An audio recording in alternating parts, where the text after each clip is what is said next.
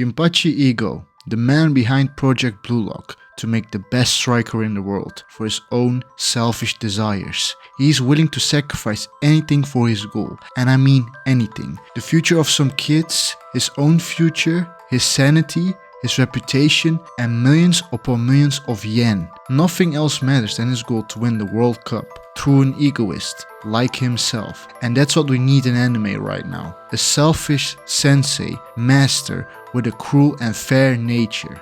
That makes him already different than other mentor figures in other anime. Sure, there are others that are also selfish in a sense, like Gojo from Jujutsu Kaisen or Jiraiya from Naruto when he sees a hot girl, but they still care for their students, and it's shown many times in their own stories. But for Ego, that's not the case. Ego doesn't care about you at all. He only cares what you can bring to the table. He only cares about results. If you cannot deliver, you can lock off and say goodbye to your dreams to become a pro player for Japan's national team.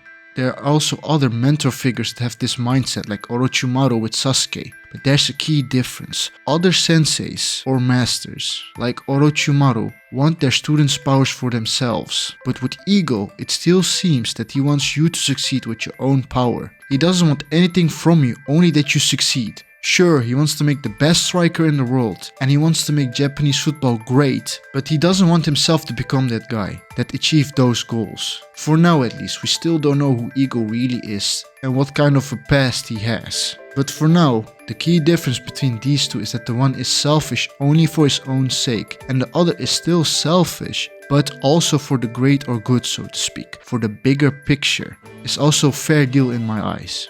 Ego gets a chance to make Japanese football great and to make the best striker in the world, and the player gets a fair chance to become a pro or even become the best and represent Japan in the U20 World Cup through a shortcut, so to speak. He is cruel but fair because he's based. He knows how things work in the real world. He doesn't want to protect you. He wants to make you ready for what's to come. He makes you prepared. That's also the reason that the stakes are so high for his players and for himself. He knows what must be done. He knows what kind of conditions need to be set to achieve his goals and your goals. He knows how the world works. Look at Noah, Messi and Cristiano. They came from poverty and they had no other choice to work hard and bet it on a dream, an ideal. They didn't care about anything else than the desire to become a pro player or even to become the best. And Ego knows this, and he knows that the stakes need to be high. That's the reason if you lose the right to ever represent Japan in football. Because if you want it that bad enough, you will do anything to achieve that goal. But why listen to me if I can just show you what the man himself says?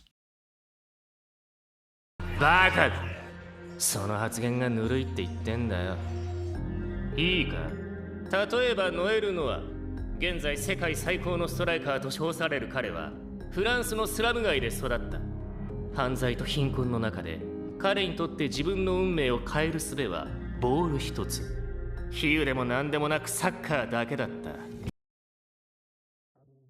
He keeps it real, or how kids say it these days. He doesn't sugarcoat it. His way of speaking like a psycho, the way he delivers his knowledge to the players, straight to the point without any regards of your feelings. Calling you stupid or ill if you don't get it or speak back makes him already different than other senseis. Normally when a sensei delivers knowledge to their students, they do it most of the time in a calm and collective manner. They understand that the student is in denial or they don't get it yet. And Ego also has his moments when he does that. But when we meet him for the first time, it's nothing like that. He's not trying to understand you or help you.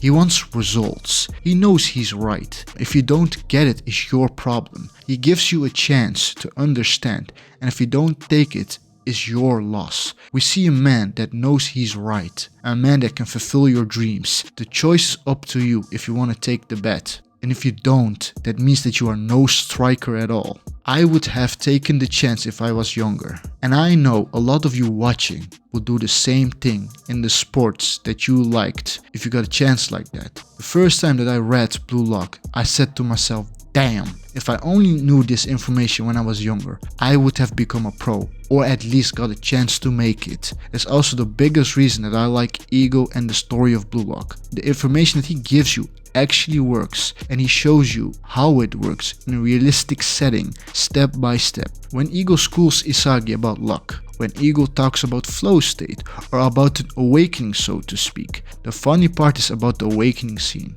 is that I already knew what it was subconsciously, but Ego literally explaining it in that moment for what it is. I got another one. He explained what an awakening was, and poof, in that moment I got one how he described. Sure, other anime have this too, explaining a concept or idea to the core, like Gojo with Megumi, talking about an ideal or a strong sense of self, but with Ego it's different. He explains in a way that even a kid can get the concepts about what he's talking about right away. Step by step he explains what it is, how you can achieve it, and what you need to do. The perfect example is flow state. He goes straight to the point and to its core. I can't really add much to it. He went basically over all the fundamentals of flow state. With other animes like Jujutsu Kaisen with the high sense of self, I can add my own flavor to it because it's left for interpretation, with a lot of different characters representing this idea differently. But in BlueLock, they explain that concept of a high sense of self, or ego so to speak, to the core with all the fundamentals and details that you need. Same goes for Ultra Instinct of Dragon Ball compared to Flow State. Whis gave the idea of letting your booty, bro.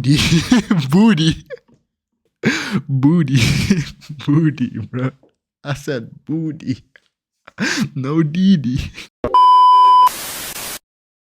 Whis gave the idea of letting your body move on its own, but doesn't go in detail how to do it. What kind of conditions need to be set or made, or what you need to achieve, or what the name of the form was anyways, when first introduced. Sure, maybe it's done on purpose, or it's just a way of different writing, because Dragon Ball's pacing is pretty slow compared to BlueLock, but still, Flow State when introduced, it was explained within 2 episodes, where with Ultra Instinct it took a while, and when the moment comes, when Goku figures it out, and Whis explains to the others for what it is, it's still really vague in my opinion, compared to when Ego explains flow state, because it still begs the question how Goku learned it. The how was never explained. Sure, he explained what he needed to do, but never how. The spirit bomb was a catalyst for a sealing of a power he already had or something like that, but still, it doesn't answer how he learned it. Maybe it's done on purpose, because the form of Ultra Instinct is meant to be extremely difficult that even the gods cannot achieve easy.